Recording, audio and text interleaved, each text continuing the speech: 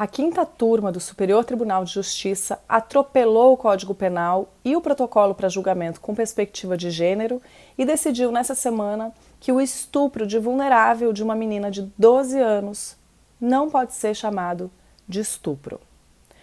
Discordar dessa decisão não é uma questão de opinião. É só a gente ler o que diz a lei. Está escrito no artigo 217-A. É crime ter conjunção carnal ou praticar outro ato libidinoso com menor de 14 anos. E trata-se de um crime hediondo, a que chamamos de crime de vulnerável. Vulnerável porque uma criança menor de 14 anos não está apta a dar o seu consentimento a uma relação sexual. E hediondo, o que significa que a gente está falando de um dos crimes mais graves que se podem cometer. Nesses casos não cabem fiança, anistia, graça ou indulto. Mas nessa semana, uma maioria de homens, ministros da quinta turma do STJ, decidiu que para essa menina em questão a lei não se aplica. Por 3 votos a 2, eles mantiveram a absolvição de um homem de 20 anos acusado de violentar uma criança de 12, gerando nela uma gravidez. Retroagindo a um tempo em que estupro era considerado um crime de costumes e os agressores eram absolvidos desde que se casassem com as vítimas, os ministros consideraram que valia, no caso em análise, abrir uma exceção. Uma exceção.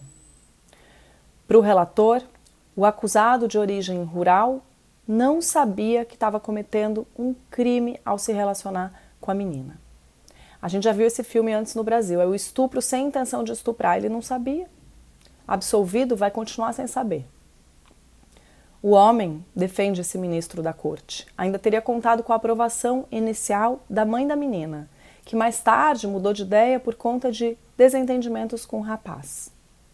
Assim, nas minhas palavras, o ministro Reinaldo Soares da Fonseca apelou para um conceito que em 2024 não está no nosso Código Penal, o consentimento por tabela. Se a mãe dela aprovou e a relação ainda gerou um bebê, tá tudo bem violentar uma criança de 12 anos. Como se qualquer menina ou mulher pudesse ser dada numa bandeja para um homem.